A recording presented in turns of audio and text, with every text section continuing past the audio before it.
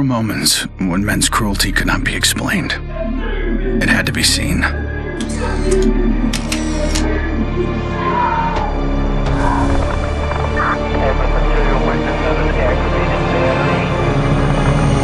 The perfect shot pierced our numbness, sent up a flare to save the next generation, and said, "This is where we've been. Don't follow." Then there was no one left to heed the warning. And the only one left to save was yourself. My earliest memory is war. It was a conflict so complex that it could never be resolved.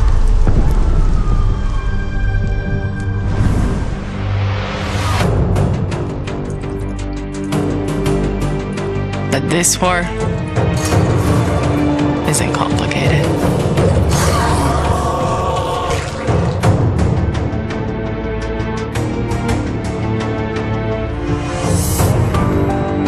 Death is still heartbreak.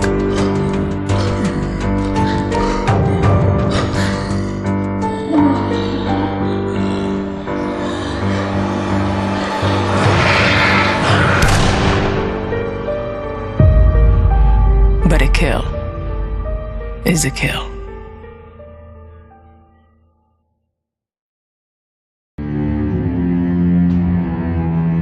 Don't play in the dirt, Ethan.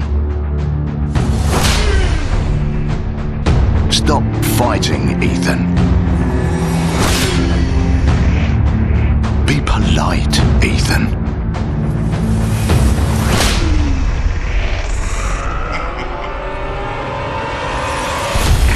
We can suppress the animal instincts all we want, bury them under layers of polish. But they exist for a reason. When we lived in a genteel fairy tale world, somebody did the dirty work out of sight. But when the fairy tale turned nightmare,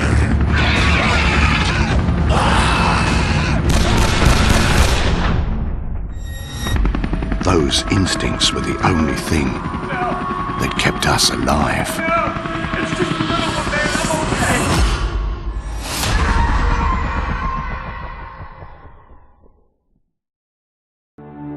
Where there is life, there is light. The glow of hope.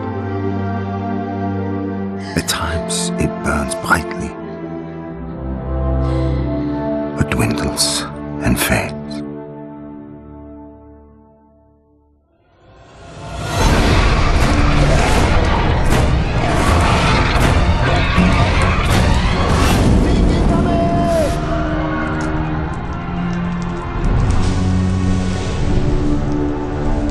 Once it is lit, we must never let it die.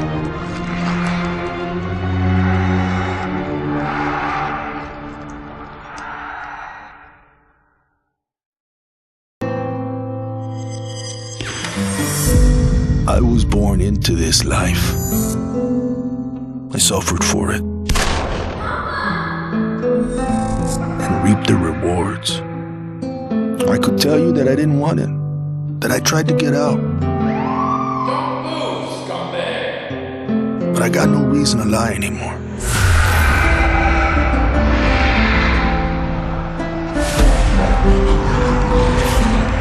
Shit. That life is the only reason I'm still here.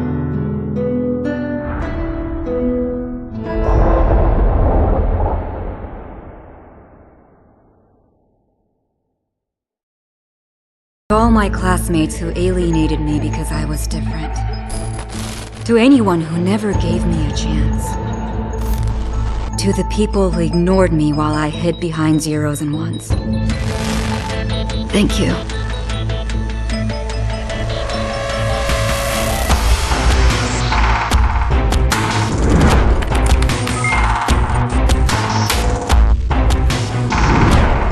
Without you, I would never have made it this far.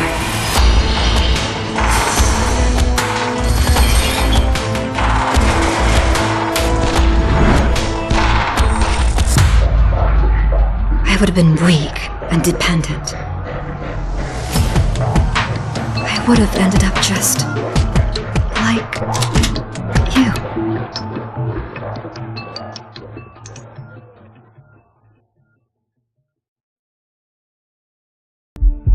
There's never a moment when you forget. It's there when you fall asleep and when you wake up. You keep going over the things you should have done. I should have stayed home that day. I should have held on.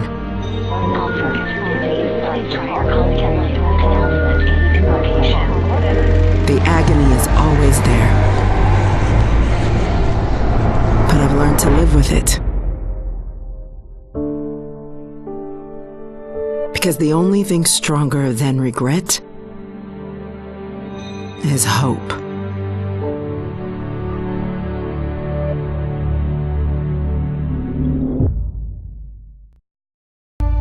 I was never afraid of Cachet the Deathless. I laughed at the fairy tale of this undead phantom. A woman of science would never fear such silliness. But what do we know?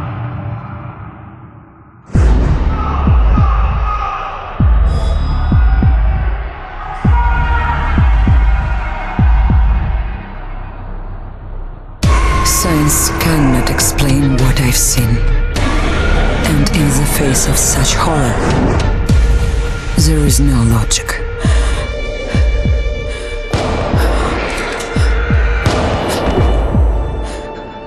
Only faith.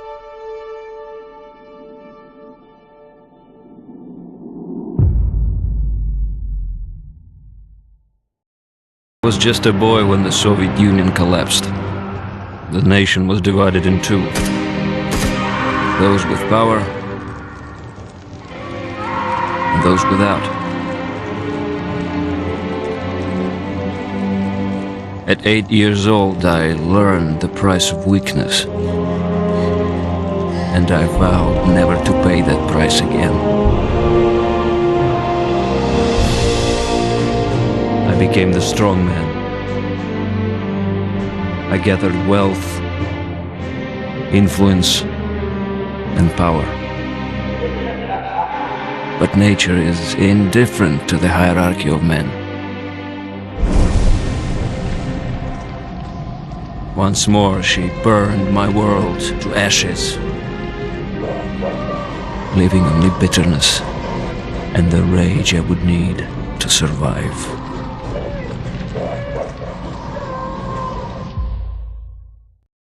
Don't believe something can happen until it does.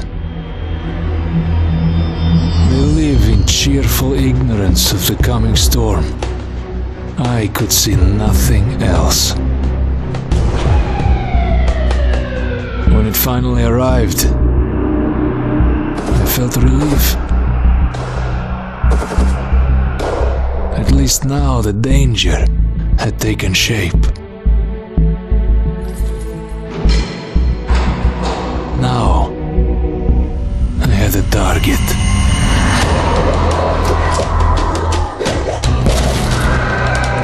And I didn't have to fight alone.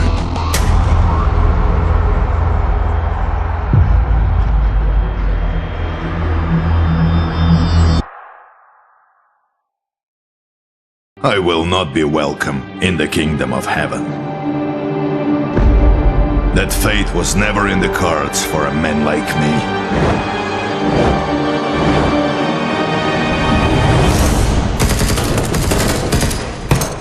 The Lord had other plans.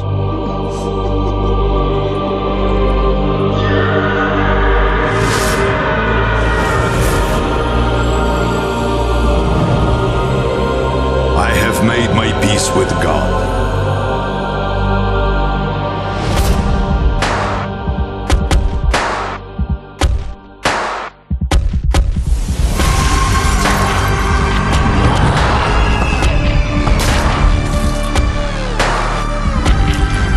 He is with me in this life. And that is enough.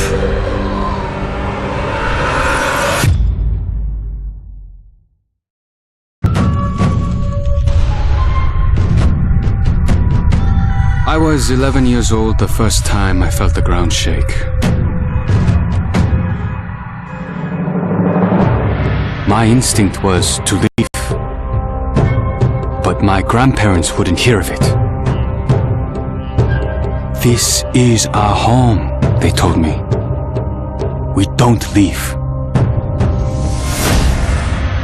I came to live by that code. Earthquakes, tsunamis, typhoons, they're all part of life here. We accept them. We don't leave. When the evacuation was announced, I rejected it. This wasn't our way. Then I saw them. And I understood. This wasn't another disaster. This was a war.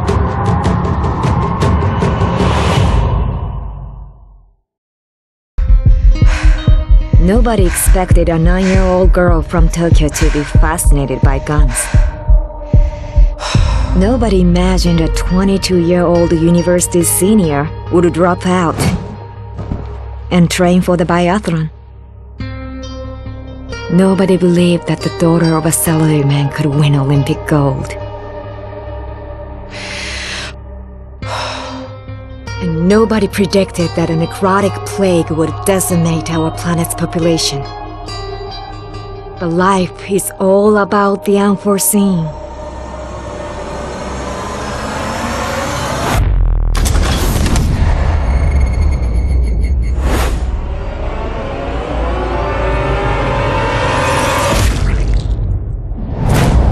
And nobody saw me coming either.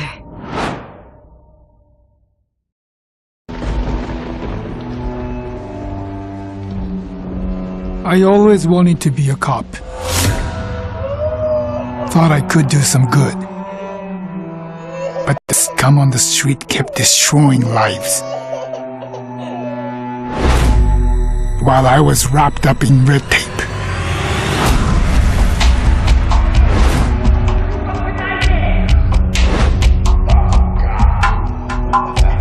Shackled by senseless laws. The virus stripped all that away, left us to fend for ourselves. And finally, the chains were off.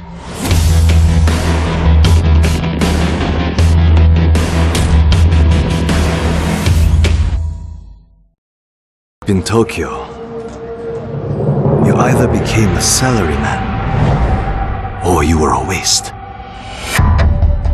If you asked around, it's safe to say I was the latter.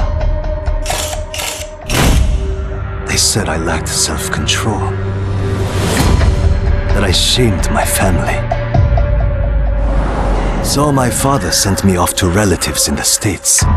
Turns out, Americans care a lot more about earnings than honor. Which worked out fine, until the Zeke showed up.